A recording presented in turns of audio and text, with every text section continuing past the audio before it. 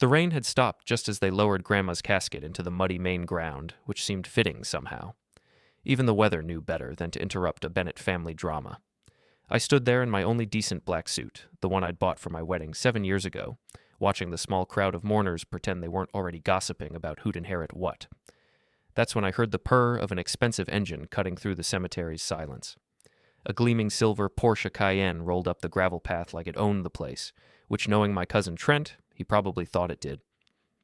The driver's door opened first, revealing Trent Hale in his $1,000 funeral attire, black Armani that probably cost more than I made in a month doing home inspections, but it was the passenger door that made my jaw clench.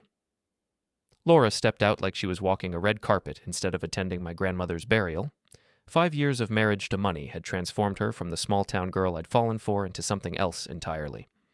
Her blonde hair was perfectly styled despite the humidity, her black dress was designer, and her smile, God, that smile, was pure venom wrapped in Botox.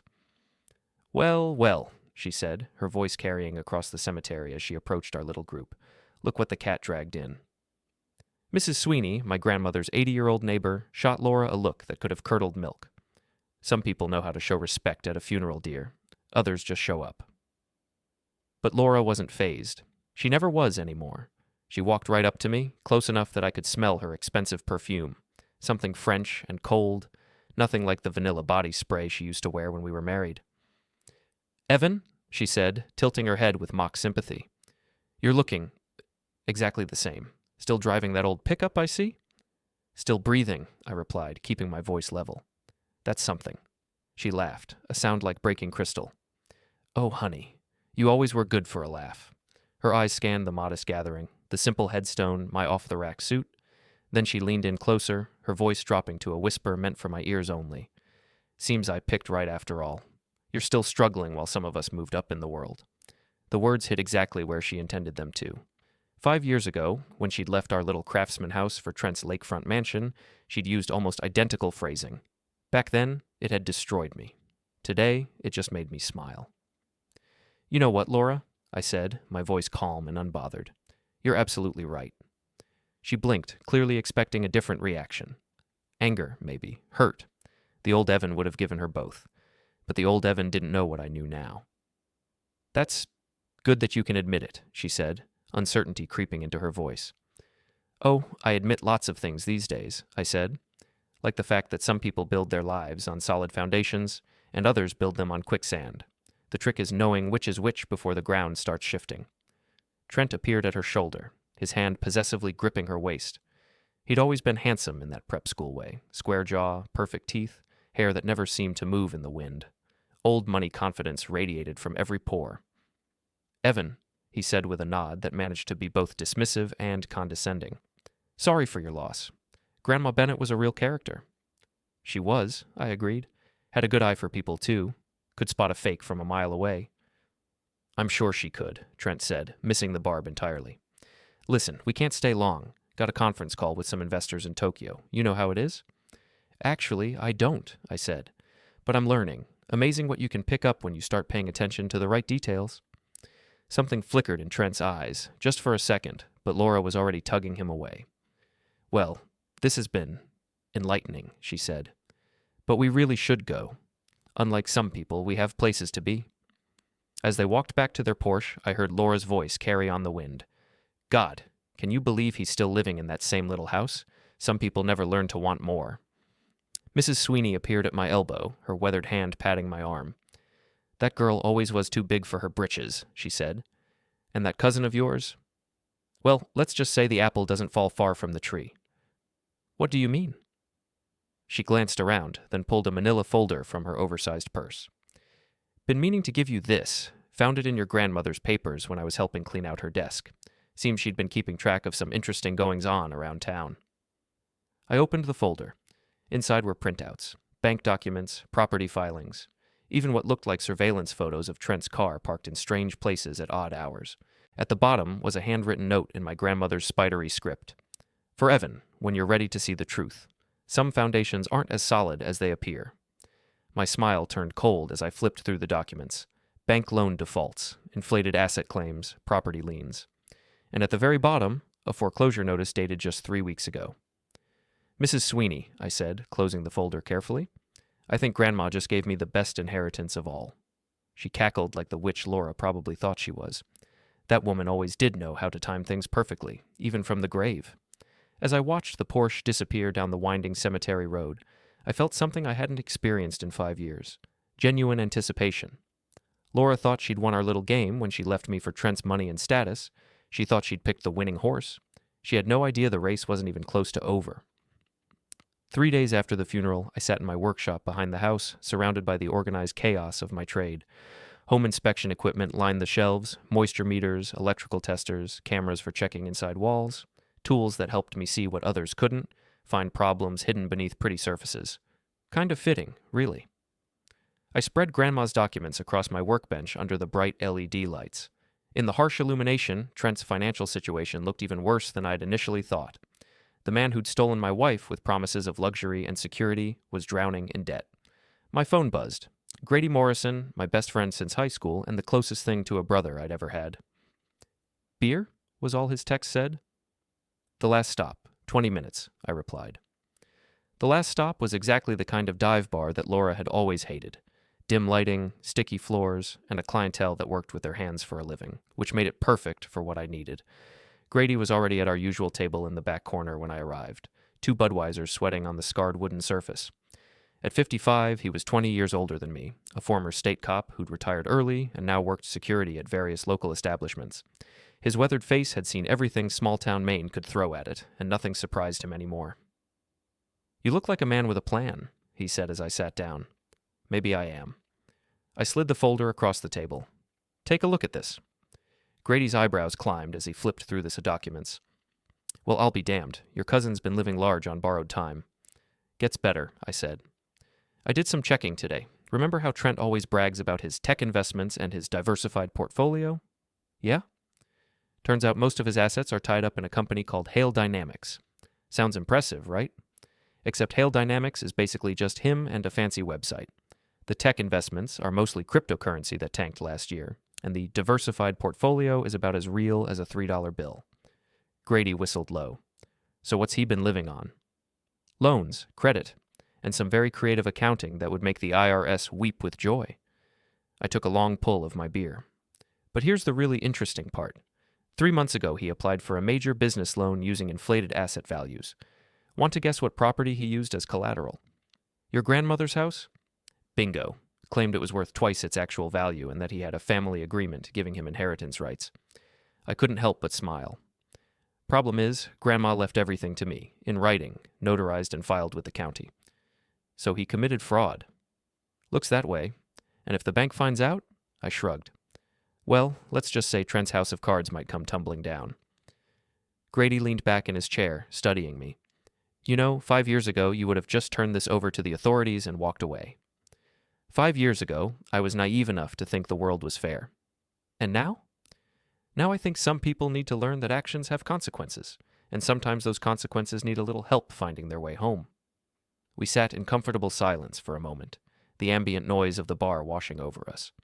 Pool balls clicked in the background, and someone was arguing about the Red Sox's chances next season. So what's your next move? Grady asked. Before I could answer, a familiar laugh cut through the bar's atmosphere like nails on a chalkboard. I turned to see Savannah Mills holding court at a table near the front, her voice carrying as she regaled her audience with some piece of gossip. Savannah was Lora's best friend and fellow real estate agent, a bottle blonde with a tongue sharper than a surgeon's scalpel and fewer morals than a campaign manager. If Lora was the queen bee of their little social circle, Savannah was her chief enforcer and intelligence gatherer. So I told her, Honey, if you're going to cheat, at least pick someone who can afford to keep you in the style you're accustomed to, Savannah was saying, her audience hanging on every word. Speaking of keeping people in style, I murmured to Grady, I think I just found my next source of information. Grady followed my gaze and grinned. Savannah Mills. That woman knows where everybody's buried in this town. And she loves to talk about it. I finished my beer and stood up. Time to go fishing? I made my way to the bar, positioning myself where Savannah couldn't help but notice me. It didn't take long. Well, well, she called out, her voice dripping with false sweetness. If it isn't Evan Holt, slumming it with the locals? Just having a quiet drink, I said, turning to face her table. Though it's hard to stay quiet with all the fascinating conversation going on over here. Savannah preened at what she took as a compliment. "Oh, you know me. I just like to keep people informed about what's really going on in this town." "I'm sure you do." I stepped closer, lowering my voice just enough to make her lean in. "Speaking of what's really going on, I heard Trent's been pretty busy lately. New projects, new investments. Must be exciting for Lora." "Oh, honey, you have no idea," Savannah said, her eyes lighting up with the prospect of sharing insider information. "That man is just unstoppable. Did you know he's opening a new office in Portland? And the house? My God, the renovations they're planning? Lora showed me the designs last week. $50,000 just for the master bathroom." "$50,000?" I whistled, impressed. "Business must be booming." "Like you wouldn't believe. He's got meetings all hours of the day and night. Lora was just telling me how he's been taking calls from investors in California, New York, even overseas. Sometimes he's on the phone until 2 or 3 in the morning." Interesting.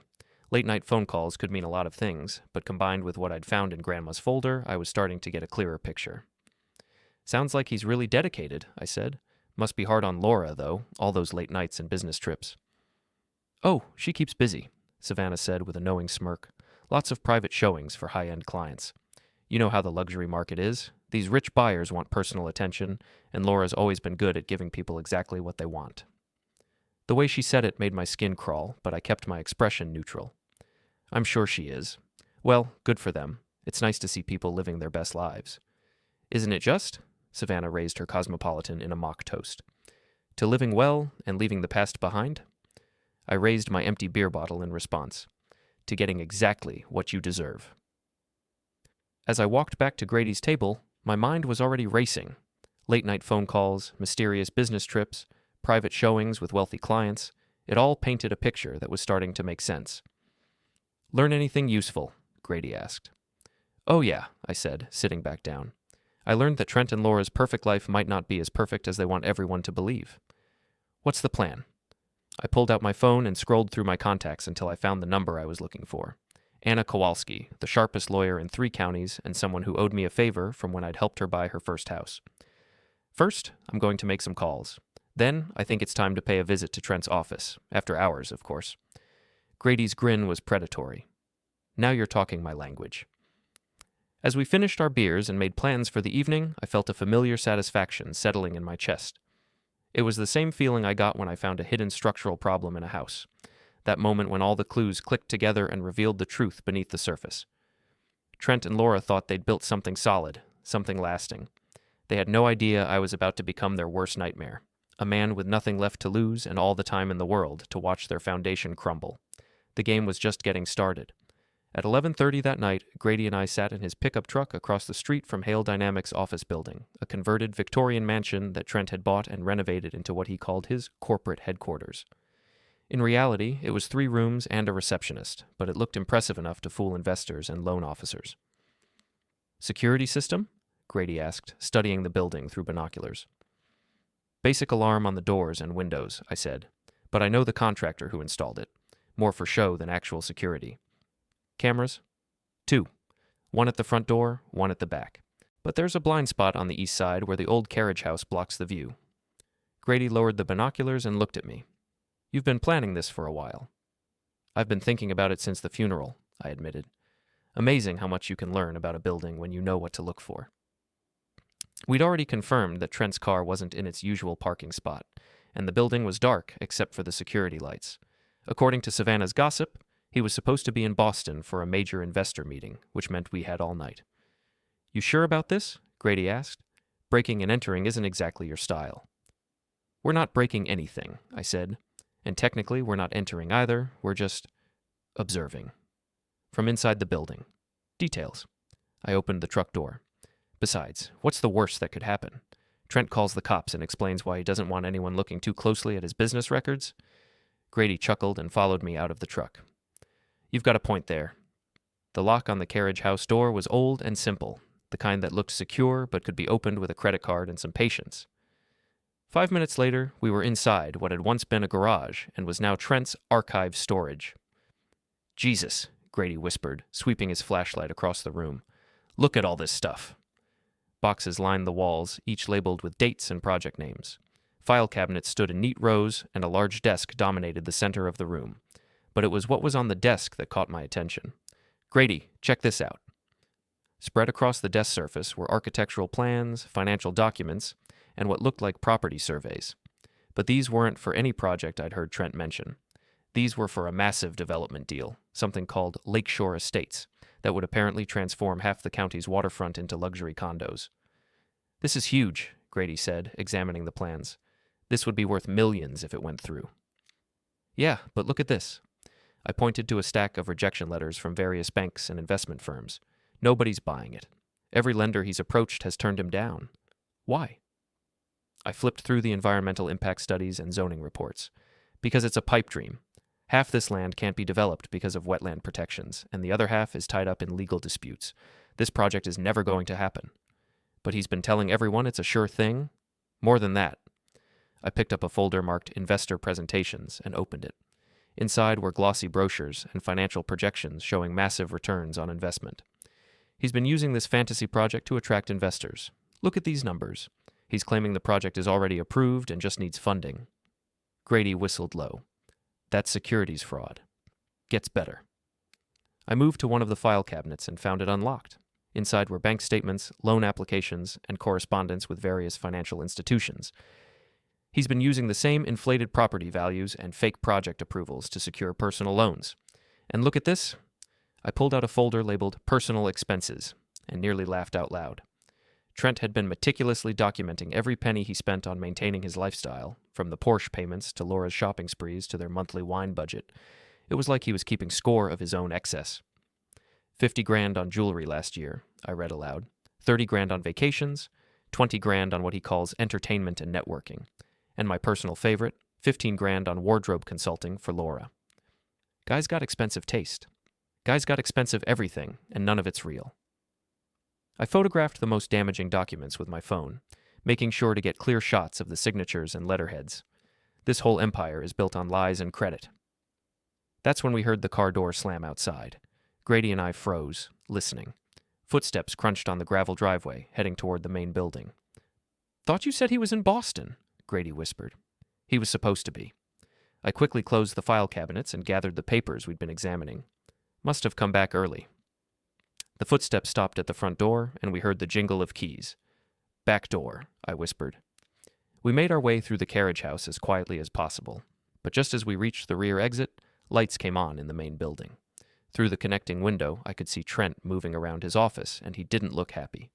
He was on his phone, pacing back and forth with the agitated energy of a man whose carefully constructed world was starting to unravel. "I don't care what time it is in Tokyo," he was saying, his voice carrying through the thin walls. "I need those funds transferred by morning, or the whole deal falls apart." Grady and I exchanged glances. This was better than any document we could have stolen. "No, you listen to me," Trent continued, his voice rising. "I've got investors breathing down my neck, and if this project doesn't get approved soon, we're all going to have problems. Big problems." I pulled out my phone and started recording. "What do you mean the environmental reports are being challenged? I paid good money to make sure those went through without any issues." Trent's voice was getting desperate now. "Look, I don't care what it takes. Agree some palms, make some donations, whatever. Just make this happen." There was a long pause as whoever was on the other end responded. "Fine," Trent said finally. "But if this falls through, I'm taking everyone down with me, and I mean everyone." He ended the call and threw his phone across the room, where it hit the wall with a satisfying crack. "Perfect," I whispered to Grady. "Let's get out of here."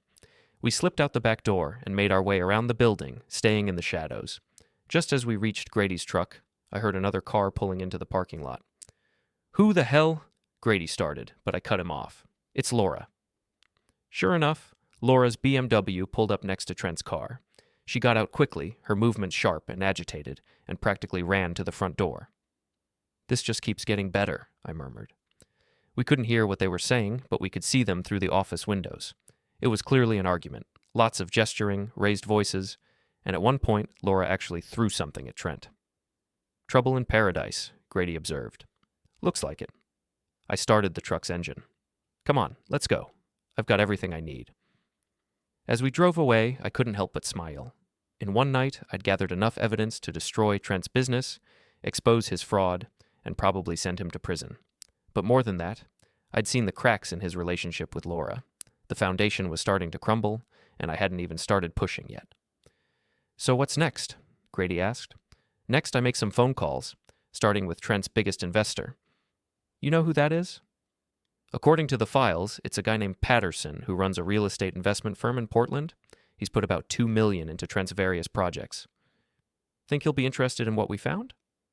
Oh, I think Mr. Patterson is going to be very interested indeed. I patted the phone in my pocket, where the photos and recording were safely stored, especially when he finds out his $2 million has been funding Trent and Lora's lifestyle instead of any actual investments. As we headed back toward town, I felt that familiar satisfaction again. Tomorrow, I'd start making calls. I'd reach out to Patterson, to the banks, to anyone else who had a financial stake in Trent's house of cards. And then I'd sit back and watch it all come tumbling down. Lora had been right about one thing at the funeral. She had picked right, at least from her perspective. She'd chosen money over love, status over substance, appearances over reality. Too bad she'd picked a man whose money was fake, whose status was borrowed, and whose reality was about to catch up with him in a very public way. The game was accelerating now, and I was holding all the cards. 2 weeks later, I was sitting in my kitchen, drinking coffee and reading the local paper's business section when my phone rang. The caller ID showed Anna Kowalski's office number. Morning, Anna. Please tell me you have good news. Better than good, Anna said, and I could hear the satisfaction in her voice. Patterson's firm filed a formal complaint with the state attorney general yesterday. They want a full investigation into Hale Dynamics and all associated entities. And the banks? 3 different institutions have frozen Trent's accounts pending review of his loan applications. Turns out your photographs were very convincing evidence of fraudulent documentation. I leaned back in my chair, savoring the moment. What about the Lakeshore Estates project? It's been shut down. The Environmental Protection Agency got an anonymous tip about irregularities in the impact studies. They're launching their own investigation. Anonymous tip? Amazing how concerned citizens sometimes step forward when they learn about potential environmental damage, Anna said dryly. Anyway, the whole project is on indefinite hold, which means Trent can't deliver on any of his promises to investors. How long before this becomes public knowledge? Well, that's the interesting part. Apparently someone's been making sure the right people know exactly what's happening. Savannah Mills has been telling everyone who'll listen that Trent's in serious financial trouble. I nearly choked on my coffee. Savannah? How does she know? Seems Lora confided in her about some temporary cash flow issues, and you know how Savannah is with information. I did indeed. Savannah treated gossip like currency, and she always made sure to spend it where it would do the most damage. The fact that she was spreading word about Trent's problems meant she'd already decided which side of this fight she wanted to be on. There's more, Anna continued. I got a call from the county clerk's office this morning. Someone's been asking questions about the inheritance of your grandmother's property. Apparently Trent tried to file a claim yesterday, saying he had a verbal agreement with your grandmother about shared ownership. He did what? Don't worry. I already filed the proper paperwork to shut that down. Your grandmother's will is ironclad, and we have witnesses to prove it. But the fact that he's getting desperate enough to try something that stupid means the pressure is really getting to him. Good, I said. Let him squirm. After I hung up with Anna, I decided to take a drive through town. I wanted to see how the news was spreading, and I had a feeling the coffee shop on Main Street would be buzzing with conversation. I wasn't disappointed. The moment I walked into Maggie's Coffee and More, I could feel the energy in the room. Conversation stopped mid-sentence, heads turned, and I caught several people whispering to their companions. Evan, Maggie herself called out from behind the counter. The usual? Please, I said, making my way through the crowded shop. Busy morning? Oh, you know how it is, Maggie said with a knowing smile. Lots of interesting news going around town today. I noticed Mrs. Sweeney sitting at her usual table by the window, and she waved me over with the enthusiasm of someone who had information to share. Sit, she said, patting the chair next to her. You're not going to believe what I heard at the grocery store this morning. Try me. That cousin of yours was seen loading boxes into his car at 3 o'clock in the morning. Mrs. Patterson, you know, the one who lives next to his office building, she saw the whole thing, said it looked like he was clearing out his files. Interesting. Gets better, Mrs. Sweeney continued, her eyes bright with excitement. Lora was at the bank yesterday, trying to access their joint account. Apparently there was quite a scene when they told her the account was frozen. A scene? Oh, honey, she threw a fit like you wouldn't believe, started yelling about how there must be some mistake, how her husband was a respected businessman, how she was going to sue everyone from the teller to the bank president. I couldn't help but smile at the image. I bet that went over well. Like a lead balloon. Security had to escort her out. Mrs. Sweeney leaned closer, lowering her voice. And here's the really juicy part. Savannah was there with her, and she was so embarrassed she actually tried to pretend she didn't know Lora. Savannah abandoned her? Faster than a rat leaving a sinking ship. I heard from my niece, who works at the real estate office, that Savannah's been telling everyone she always suspected something was fishy about Trent's business dealings. The coffee shop door chimed, and I looked up to see Grady walking in. He spotted me immediately and made his way over, his expression grim.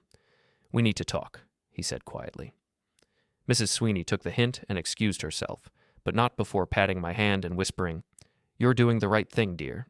Some people need to learn that their actions have consequences." Once she was gone, Grady sat down and leaned across the table.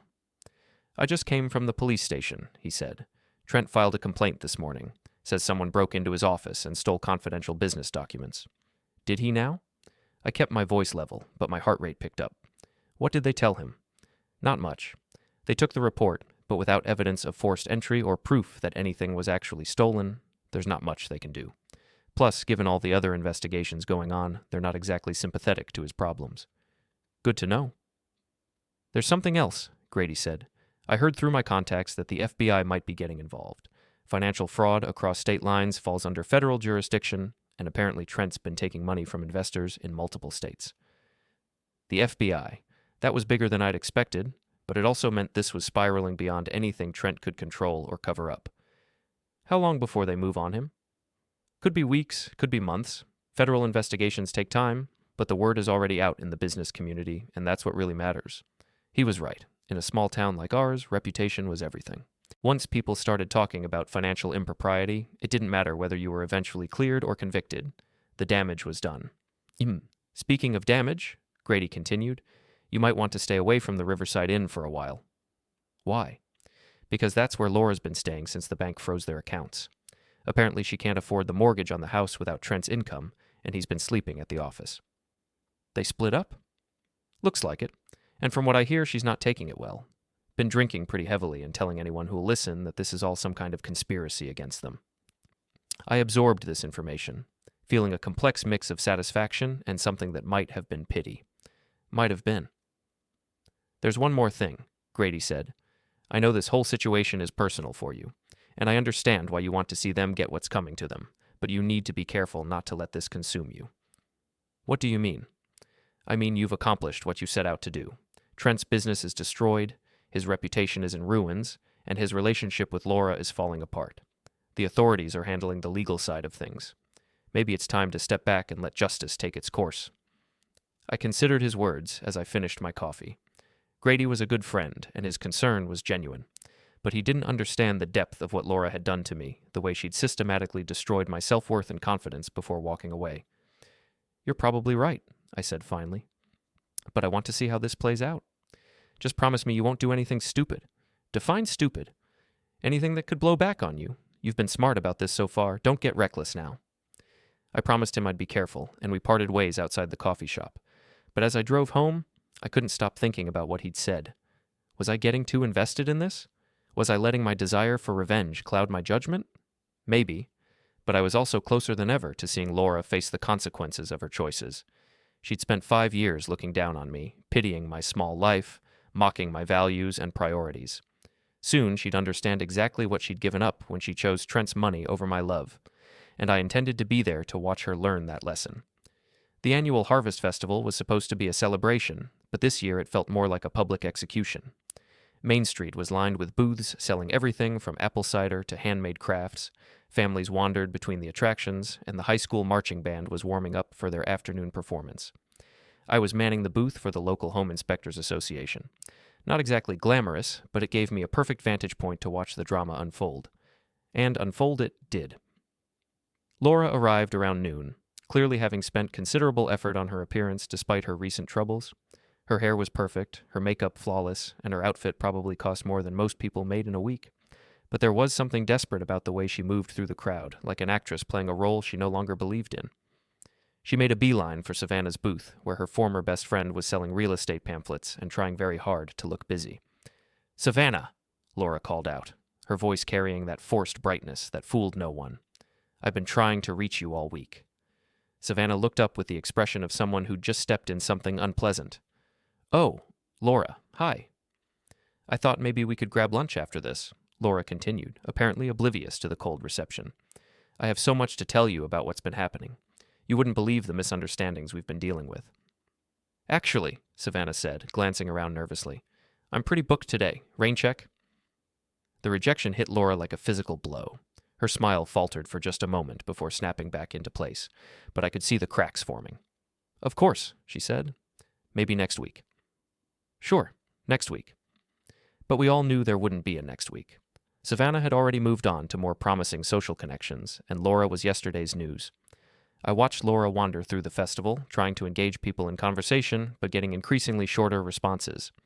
The town had made up its mind about her and Trent, and the verdict wasn't favorable. That's when I decided to make my move. Lora, I called out as she passed my booth. Enjoying the festival? She turned, and for a moment I saw genuine relief in her eyes. Even talking to her ex-husband was better than being ignored by everyone else. Evan, she said, approaching the booth, it's nice to see a friendly face. Friendly might be overstating it, I said, but I kept my tone conversational. How are you holding up? Fine, she said automatically, then seemed to realize how unconvincing that sounded. I mean, it's been challenging, but Trent and I are working through some temporary difficulties. Temporary? Yes, temporary. Some people have been spreading malicious rumors about his business, but the truth always comes out eventually. I nodded sympathetically. I'm sure it does. Must be hard, though, dealing with all the gossip and speculation. You have no idea, she said, and suddenly the mask slipped completely. People I've known for years are treating me like I have some kind of disease. Savannah won't return my calls, the bank is being completely unreasonable, and Trent... She stopped herself, but the damage was done. Trent what? Nothing. It's just... This isn't how things were supposed to go. How were they supposed to go? She looked at me then, really looked at me, and I saw something I hadn't expected. Genuine regret. I thought I was making the smart choice, she said quietly. Security, stability, a better life. But it turns out none of it was real. What do you mean? I mean the money, the business, the whole lifestyle. It was all borrowed. Borrowed money, borrowed time, borrowed happiness. She laughed bitterly. You know what's funny? The house, the car, the jewelry, none of it was ever really mine. It all belonged to the banks and the credit card companies. And now? Now it's all gone. The house is in foreclosure, the car got repossessed yesterday, and Trent... She shook her head. Trent blames me for everything. Says if I hadn't been so demanding, so expensive, he wouldn't have had to take such risks. I felt a moment of something that might have been sympathy, but then I remembered all the smug texts, all the condescending comments, all the ways she'd tried to make me feel small and worthless. That must be difficult, I said, realizing that the foundation you built your life on wasn't solid. You could say that. She looked around the festival at all the people who were pointedly not making eye contact with her. I keep thinking about what you said at the funeral, about some people building on quicksand.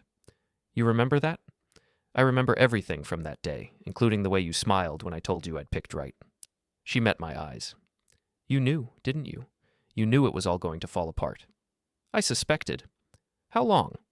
How long what? How long have you known about Trent's problems? I considered lying, but decided the truth would be more satisfying. Months, I said. A client at the bank mistook me for Trent and mentioned some concerns about his loan applications. After that, it was just a matter of looking at public records and putting the pieces together. And you didn't warn me. Would you have listened? She was quiet for a long moment, and when she spoke again, her voice was barely above a whisper. Probably not. Definitely not, I corrected. You were too busy enjoying your upgraded life to worry about details like where the money was actually coming from. That's not fair, isn't it? You spent 5 years sending me pictures of your vacations, your jewelry, your perfect house. You made sure I knew exactly how much better your life was without me. I was hurt, she said. When we split up, I was angry and hurt, and I wanted you to see that I was fine without you. Well, mission accomplished. You definitely convinced me you were better off. She flinched at the coldness in my voice, but I wasn't done. You know what the really sad part is? I continued. If you'd stayed, if you'd chosen to build something real instead of chasing fairy tales, you could have had actual security, actual stability, but you wanted the shortcut, the easy path to luxury. And what would I have had with you? This? She gestured around the modest festival, the small-town setting. A life of scraping by, of making do, of never having anything nice. You would have had a partner who actually loved you instead of someone who saw you as an expensive accessory. You would have had a home instead of a showpiece. You would have had a life built on something real instead of credit cards and lies. The words hit her like physical blows, and I could see tears forming in her eyes. I know that now, she whispered. Do you? Or are you just saying that because your other option fell through? Before she could answer, a commotion erupted near the bandstand. Trent had arrived, and he was clearly drunk. His usually perfect appearance was disheveled, his expensive clothes wrinkled, and he was swaying slightly as he surveyed the crowd. Well, I said, looks like your husband decided to make an appearance. Lora turned and gasped when she saw him. Oh, God. He said he was going to stay home today. Doesn't look like he's in any condition to make good decisions. Trent spotted us and began making his way over, his progress unsteady but determined. People stepped out of his way, some with expressions of disgust, others with poorly concealed amusement. Evan, he called out when he was still 20 feet away. Just the man I wanted to see. Trent, please, Lora said, moving to intercept him. You're drunk. Let's just go home. Home? Trent laughed harshly. What home? The bank owns our home now, remember? He pushed past her and came right up to my booth, leaning heavily on the table. You think you're so smart, he slurred, pointing an unsteady finger at me. You think you've won something? I think you've had too much to drink, I said calmly. Maybe I have, but at least I'm not a small-town nobody who gets his kicks from destroying other people's lives. Is that what I did? Destroyed your life? Don't play innocent with me. I know it was you. The phone calls to my investors, the tips to the environmental agency, all of it. You've been working against me from the beginning. A crowd was starting to gather, drawn by the spectacle of Trent's public meltdown. I could see phones coming out, people recording what was clearly going to be the most talked-about moment of this year's festival. Trent, I said, my voice carrying clearly in the sudden quiet, I didn't have to work against you. You destroyed yourself with your own greed and stupidity. I just helped people see the truth. The truth? Trent's laugh was bitter and desperate.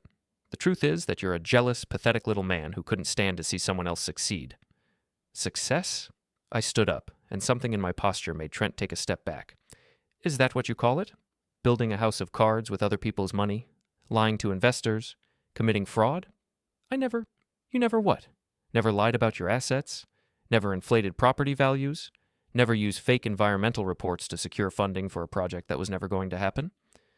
With each accusation, Trent's face grew paler, and the crowd around us grew larger and quieter.